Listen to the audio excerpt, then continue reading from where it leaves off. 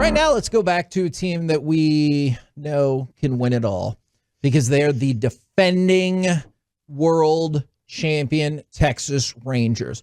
So I wanted to run through an interesting article that I was reading from the Dallas Morning News. It's the biggest questions going into spring training and how many were answered. I could just start going down the list, or is there a specific question y'all had going into spring training? Where will the second starting pitcher come from? Second? Yeah. Because Jordan Montgomery was your 2.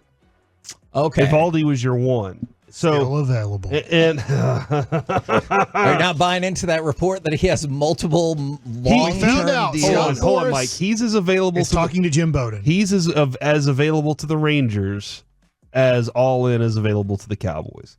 Oh no. Just taking a shot at the Cowboys. It's not even their segment. Actually, anyway, that's a good point. That is a good point. America's team. I like John Gray, and I do want to see more from him. I was kind of hopeful to have a left-hander following Evaldi in the rotation. We have a lot of right-handed starting pitchers right now, even on the injury report. So that's kind of where I was like, who is going to be that? That question has not been answered other than John Gray will get his pitching time in. You're right about that. Does it help at all that all of your starters have come out of the spring thus far unscathed and ready to go with Michael Lorenzen? The idea is you're going to build them back up, sub in for Bradford, who would then go to the bullpen for the time being. At least that's how we think it's going to go, and then Lorenzen could bounce back into the bullpen depending on health and everything in the second half of the season. Yeah, that's helpful. Okay. I still have questions about Lorenzen. Fair. Which I think is very fair. But it does help that they added something. That's better than saying they're going to do something and not. True. I feel like that was a shot against the Cowboys. I didn't say anything about the Cowboys. I know, but I feel said the quiet part quiet. Like it was. All right, here's another question. Before y'all respond, we're going to play some audio that answers this question. Figuring out if Wyatt Langford fits on the opening day roster. Done. Let's go to cut number 15. This is super cool because they had the cameras rolling for Boach telling Wyatt Langford he did it. How are you? I get to see you. Wyatt, we killing it. How are you? Good. I gotta tell you, one of the coolest moments, for a manager is a moment like now. That's being able to tell you you're with the major league team here, and I could be happier, I could be prouder for you. I mean, how fast this has all happened for you. And I got to tell you, there's never any doubt in our mind. I don't know if you ever had any doubt, but I just want you to know this is a really, really cool moment. You're going to help us win. You're going to help us win a championship here. And so congratulations on everything that's happened to you. I know, just a year ago, you're playing for the Gators. Now here you are. So it's pretty cool. Nice work again. Thank you. I'm excited. We'll win some games. Awesome, Wyatt. Congratulations. You heard it, man. And this is just the beginning. You got the best yet to come. So proud of you. Great job. Thank you. Yeah. You guys All right. Nice work. Thank you. He's awesome. Stud. What a stud. Is that Chris Young saying what a stud right there? And Mike, before you have more experience on this for sure, but they didn't fiddle far around with it. They didn't try and play any jokes on them. They wanted to be straightforward. Look, man, this is a great moment for me because I get to tell you that you're about to be in the show. And then he lines up you're going to help us win games. You're going to help us win a championship. And like that part right there, if you're Wyatt, you got to be sitting on the other side of it, just getting ready to roll. I think you guys got to cover the team with me. This is a pretty serious team, led by a serious general manager and somewhat of I think Bochy's awesome. He has great personality, but somewhat of a serious manager. So I don't think there's much practical joking going along with the Texas Rangers. I'm not saying that's good or bad. That's just the personality of this team. Marcus Semien isn't here to laugh and have fun. Corey Seager isn't here to laugh and have fun. So you just kind of look at the way this team is built, it's a pretty serious, not going to goof around and play practical jokes. I'm not saying it never happens, but I think that this is, I guess, a little bit on the extreme of a serious team, which is fine. It is what it is. That's just the personality of this team. It's a pretty serious, like, we'll play jokes every once in a while, but we're going to definitely be on the low end of like stuff like that. We're coming in saying, hey, you made the team. Congratulations. You deserve it. Now we move on to the next guy, next situation, because obviously it wouldn't be funny at all if Bruce Bochy said, this is one of my favorite things to do is send players down to the minor leagues. Oh my gosh. I could see how outside folks would think that's funny. That would be rude. But you've seen so many times where they kind of act like they're sending a guy down, but they're really keeping them, and it's always tough. I'll always remember, and I'm not making this up, Frank Robinson was doing his crossword puzzle while they were sending me back down to the minor leagues, and then I said, all right, well, thank you for the opportunity, and stood up to shake Frank Robinson's hand, and he pulled his head up at me and was like, what do you want? And I was like, I was trying to shake your hand because I was in Major League camp, and he's like, you could tell by his body language, like, I don't want to do this. I don't want to be here. I'm not part of this. I don't care. Yeah, this crossword to figure out. This one is a little complicated, but I'd have to say you haven't really answered this question totally either. Finding young players to step forward. Now, I know that sounds like a weird thing to say since we just talked about Wyatt Langford. I interpret this as pitchers because you feel good about Wyatt Langford, feel great about Evan Carter. You think Evan Carter can contribute this year? You know what? I'm going to go on a limb and say yes. Okay. But you looked at the quartet of young pitchers that we talked about.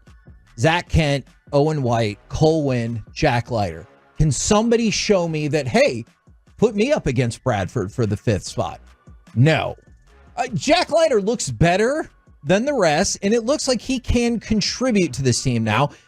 It might be in a relief capacity, but if you look at Owen White, Cole Winn, Zach Kent, they were all in the early push of players down to the minor leagues, and these were players that the Rangers were, I mean, I know they didn't announce it, but they were saying, show me that you should be on this team, and they couldn't.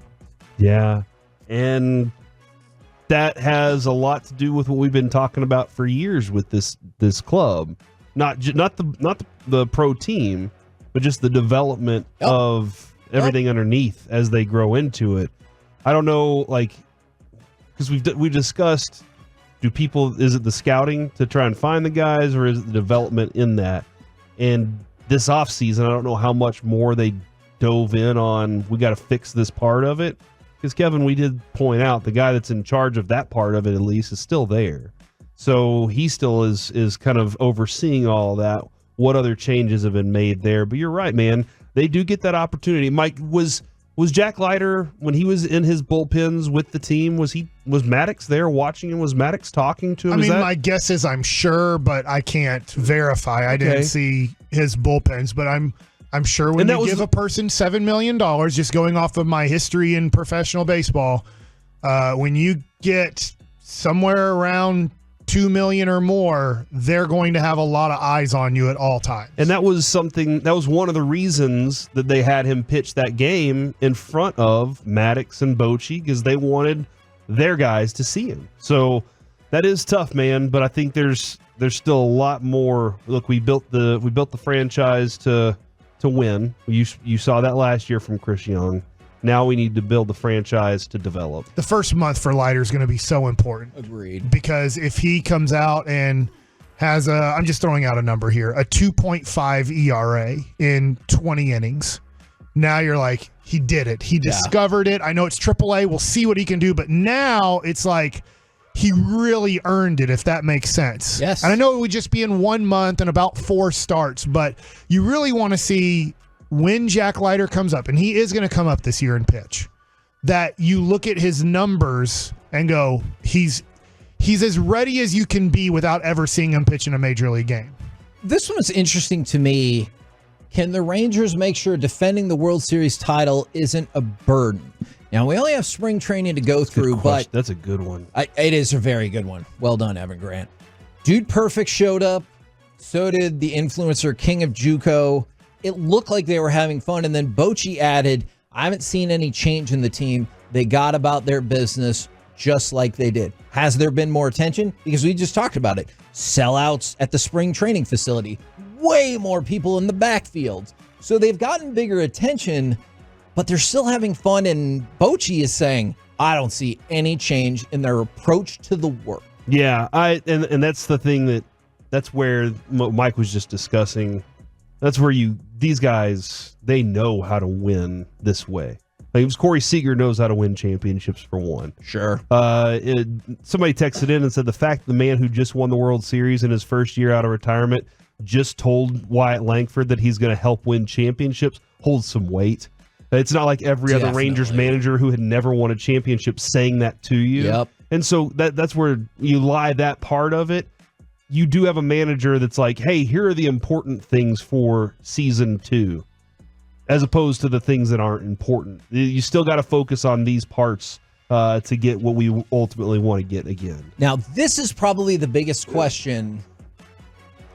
I could turn out to be spectacularly wrong on this, but are we feeling good about our bullpen going into the regular season? And one of the examples that got thrown on there, you put Ian Kennedy on the roster last year out of, I don't know, hope that it would all work out. This year, you might send both Grant Anderson and Mark Church back to the minors because they have options, even though they've both pitched very well.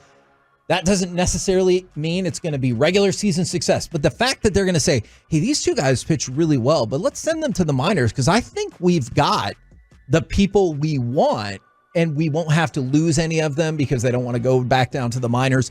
That feels encouraging in terms of depth to the bullpen.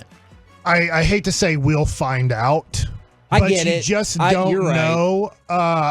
I hope that it is as good as it has been in spring training, but they're going to get tested early. Chicago's a team competing for a division title.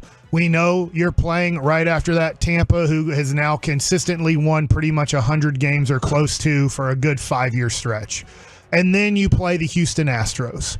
You're looking at your first 10 games, and it's tough.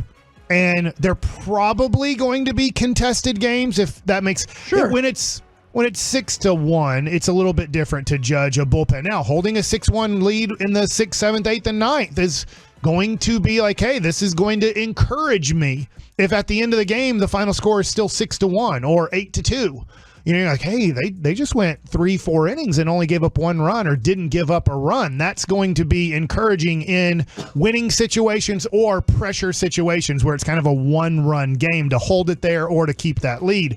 So I think because the schedule is tough in the month of April, we went over it, and there are 30 games to start the year until you get to May 1st. 22 games are against a winning record. So it's going to be tested probably early, and your starters probably aren't going deep in games early in the season. True. So your depth is going to be tested in those first 30 games for sure until hopefully guys can go a little bit deeper in games and, maybe your offense just starts crushing people. I can't remember who it was last year. It might have been Tampa or something where we don't even have games to close. We just win them by so many runs. It might have been Atlanta. I can't remember. It's just like I would accept that as well. We don't have save situations because we're always up by 4 or more runs when we get to the 8th inning. I accept. Hold on, you'll accept being up by 4 or more runs every game? Hell yeah, and you're just like, just throw out whatever. All right. If that's what they want to do, that's fine. Let's long relief close this thing out.